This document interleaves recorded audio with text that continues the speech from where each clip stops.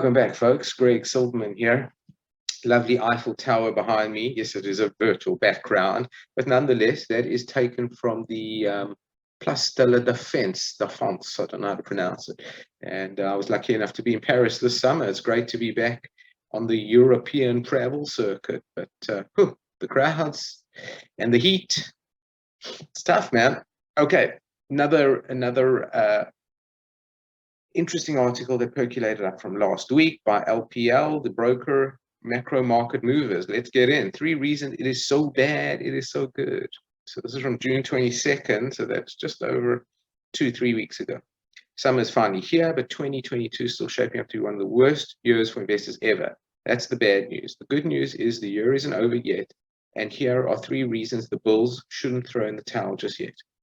The S&P 500 index is down 21% for the year, which would be the worst first half to any year since 1970, explained LPL Financial Chief Market Strategist Ryan Detrick. As bad as that has been for investors, the good news is previous years that were down at least 15% at the midway point to the year saw the final 6 months higher every single time with an average return of nearly 24%. Let's see how far back that goes. As the table below shows, big drops start a year tend to see big bounces back, although most investors probably don't feel like that is possible in 2022. Just remember, history says a surprise bullish move is possible. Okay, so that goes, so let's see, back in 32, down 45, up 56, down 17, 14, 39, 40, the war years, down 19.9, up 6, 62, down 23. I've heard parallels, analogs, they call it, fancy way of saying parallels, with the 70s. So maybe we're looking at the 1970s. I don't know. Down 21. Look at that. That's funny, man. Not funny, but you know, coincidence, right? But down 21%. Okay. That's interesting. Let's go back.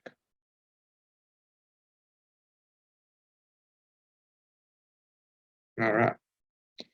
Next, as shown in the LPL chart of the day, a horrible, oh, come on.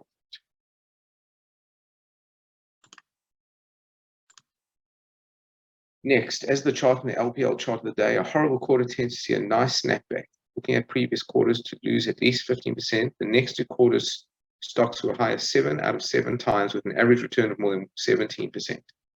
Things get even better going out a full year, up nearly 30% on average. That is something most investors aren't expecting right now, but we are guessing they'll be quite happy should history repeat.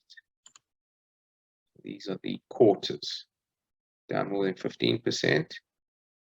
S&P index return first quarter, second quarter, fourth quarter. What? Is that 1 or 2 or 4 quarters after that period? Maybe that's what it is. S&P index growing 15% quarterly declines.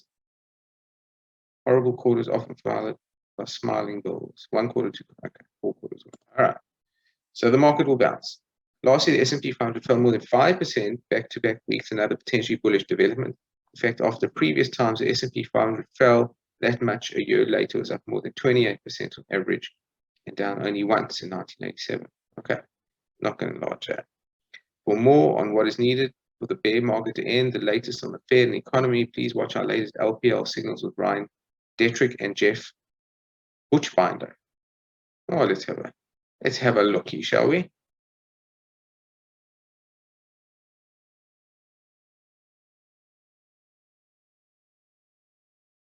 Actually, that volume might not come through. Let's see. I don't know if it's going to come through.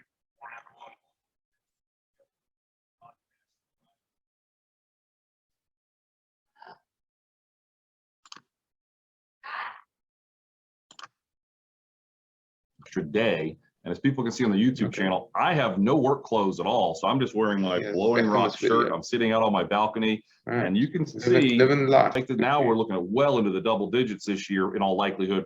Could there be someone that's caught offside and have another big blow up like we've seen at some other previous times with stress from the Fed?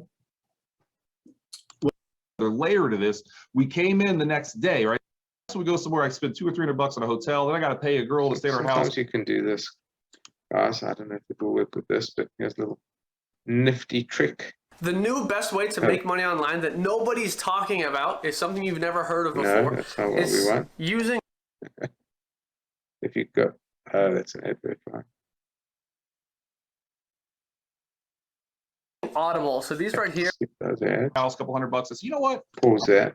And I don't know if you've ever seen this before, but there is a way to get the transcript, show transcript.